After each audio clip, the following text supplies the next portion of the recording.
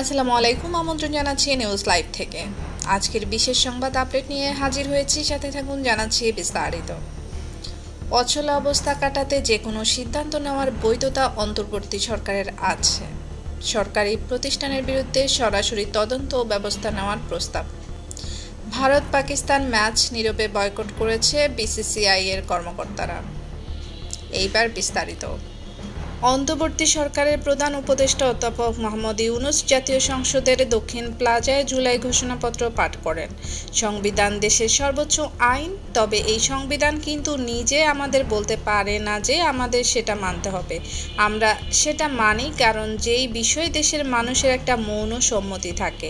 ঠিক তেমনি যখন একটা গণ অভ্যুত্থান হয়ে সরকারের পতন হয়, তখন সেই অভ্যুত্থান নিজের একটা আইনি ভিত্তি তৈরি করতে সক্ষম হয়, কারণ তার প্রতি নাগরিকদের মৌন সম্মতি থাকে।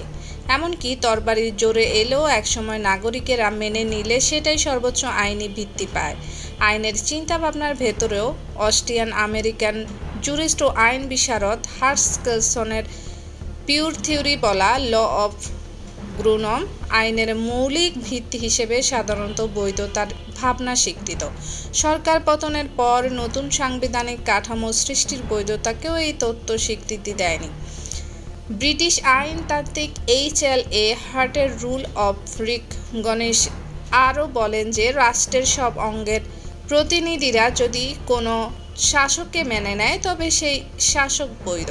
তার মানে রাষ্ট্র সব অঙ্গের নিয়ন্ত্রণ যে শক্তি নিতে পারবে সেই শক্তি হচ্ছে বৈধ।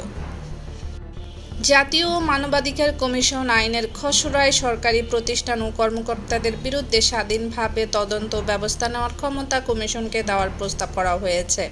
একই সঙ্গে গুম ও খুন প্রতিরোধ আলাদা আইন প্রণয়নের বিষয়টি খসড়া অন্তর্ভুক্ত করা হয়েছে। আজ শনিবার সকালে কক্সবাজারের ইনানী সৈকতে হোটেল বেওয়াচে অনুষ্ঠিত এক পরামর্শ কর্মশালায় খসড়া আইনি উপস্থাপন করা হয়। জাতীয় মানবাধিকার কমিশন আইন 2019-এর সংশোধন বিষয়ক পরামর্শ কর্মশালার প্রধান অতিথি ছিলেন আইন, বিচার ও সংসদ বিষয়ক মন্ত্রণালয়ের উপদেষ্টা অধ্যাপক আসিফ নজরুল। খসড়া আইন সম্পর্কে তিনি বলেন, দেশের মানুষের জন্য শক্তিশালী একটি জাতীয় মানবাধিকার কমিশন দরকার। আমরা যদি শক্তিশালী মানবাধিকার কমিশন করতে না পারি, বিপরীতে কি হয় সেটা আমরা আওয়ামী লীগের 15 বছরে দেখতে পেয়েছি।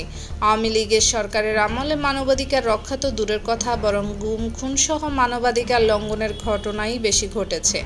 আইনেও ছিল সীমাবদ্ধতা।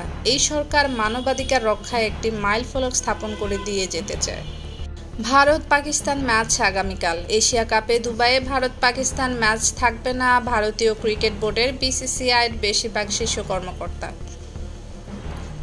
বিসিসিআই কর্মকর্তা ম্যাচটি নীরবে বর্জন করবেন। এবার এশিয়া কাপের আয়োজক ভারত, কিন্তু পাকিস্তানের সঙ্গে তাদের টানাপোড়েনপূর্ণ রাজনৈতিক সম্পর্কের কারণে দুই দলের এখন আর একে অপরের দেশে খেলতে চায় না। গত ফেব্রুয়ারি-মার্চে অনুষ্ঠিত চ্যাম্পিয়ন ট্রফির আগে দুই প্রতিবেশী দেশের মধ্যে নিজেদের ম্যাচগুলো নিরপেক্ষ ভেন্যুতে খেলার জন্য 3 বছরের সমঝোতা চুক্তি হয়। এই প্রতিক্রিয়ায় এশিয়া কাপও ভারত থেকে সরিয়ে নেওয়া হয় আরব আমিরাতে।